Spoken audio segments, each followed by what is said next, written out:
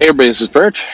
Go to the viewer mailbag, and what do we have here? Marvel's Micronauts. Okay, I'm game here. It says Perch. Hey there, as part of my weekend visit to my local Ollie's. By the way, if you've not been in Ollie's is a pretty fine place to pick up comics cheap, particularly the trades, of course, and the graphic novels. That's where you go. You want to pick up some stuff, kind of dirt cheap. Get more for your dollar. That's where you go. Anyway, back to me. I caved and bought some packs of collected issues. I bought these packs because each one showed an issue of Marvel's The Micronauts. While these my the while these the Micronauts issues, you don't need, while these micro do you don't need the these the while these the mic. All right, I'm all confused now. While the Micronauts issues weren't the ones drawn by Michael Golden, which is brilliant, I was happily surprised that I had purchased Micronauts number 39, drawn by Steve Ditko. Fuck yes, inked by Danny. I don't know Danny Bullendardi. Should know Danny. Why do I not know Danny? Okay, Micronauts 42 covers and interiors drawn by Gil Kane, with interiors drawn and inked by Danny again.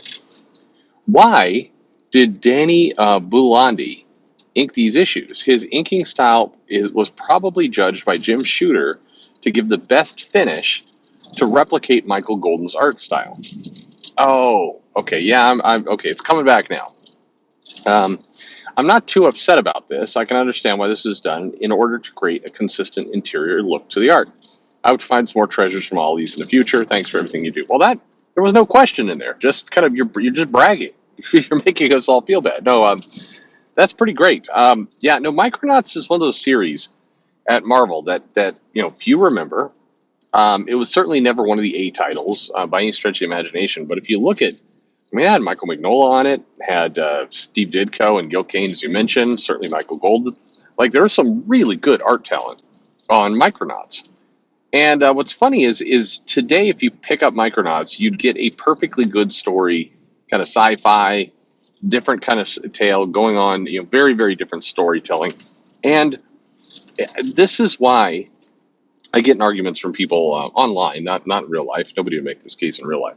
Why the 80s, the 70s were so great for comic fans? Because you had such incredible diversity of stories.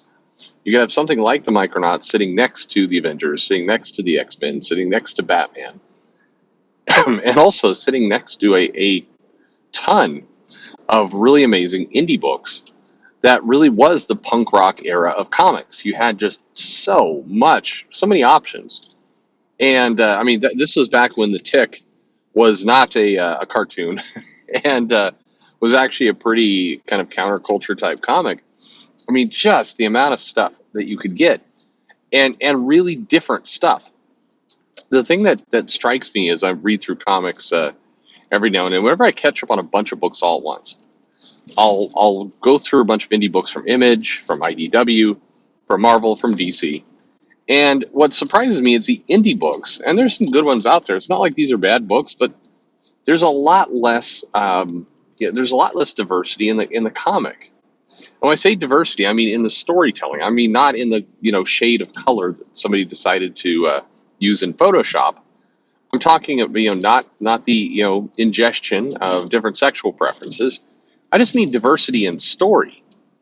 And I, something like the Micronauts just felt tonally so different from what we've got today, and I think we were better off for it. But anyway, well done, you getting some pretty great comics there. So thank you for that. We got enough time for another mail, so we kind of crammed two into one. What do we got here? Does Sabrina the Teenage Witch really need an arch foe when there are so many other heroines who need one?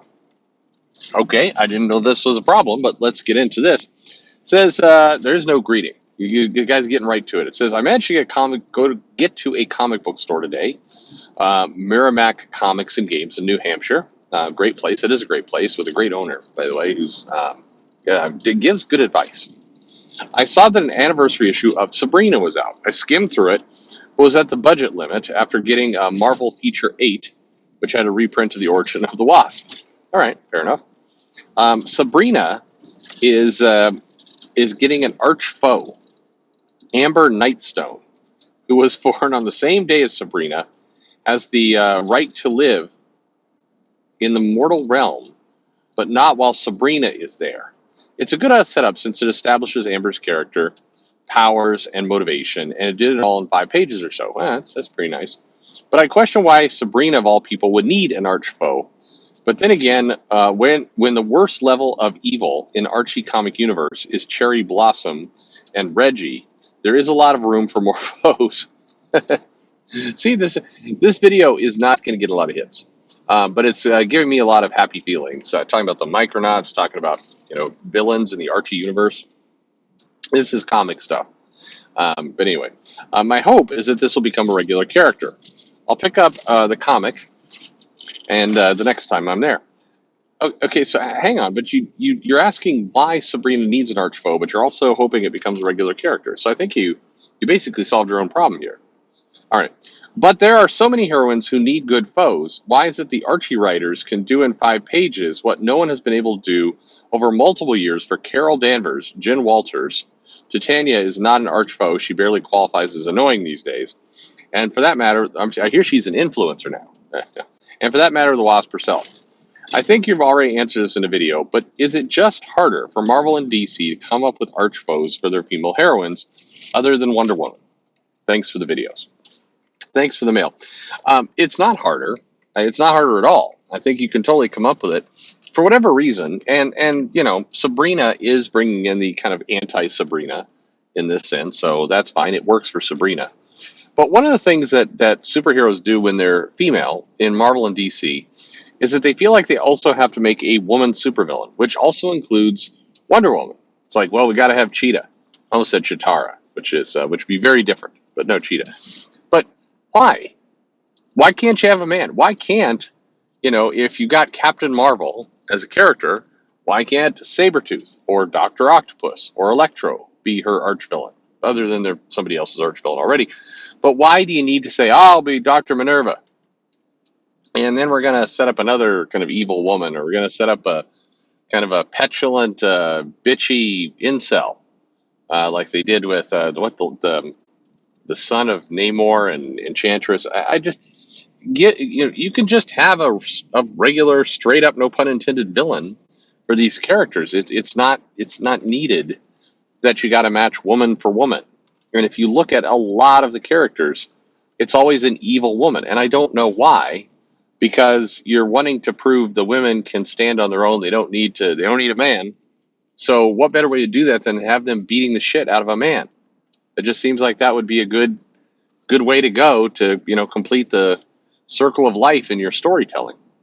Anyway, I don't know why it's so hard. But for that matter, and this is what I have covered in other videos, comics in general in the big two are kind of backing away from villains in general. You got to, now that scene in Hawksbox where Xavier's like, "That's time for all the villains to come home," and all the villains kind of march in. And Wolverine's like, "I hope you know what you're doing, Chuck." And it's like, yeah, you did not. You did not know what you were doing. Yeah, you messed it up for everyone. Anyway, thank you for the 2 mails. Love that we're able to talk Archie a little bit. Sabrina Universe, get an arch villain. Go check that comic out, and go check out back issues of the Micronauts. Absolutely. Let me know what you're thinking. Let me know the other kind of hidden gems you found.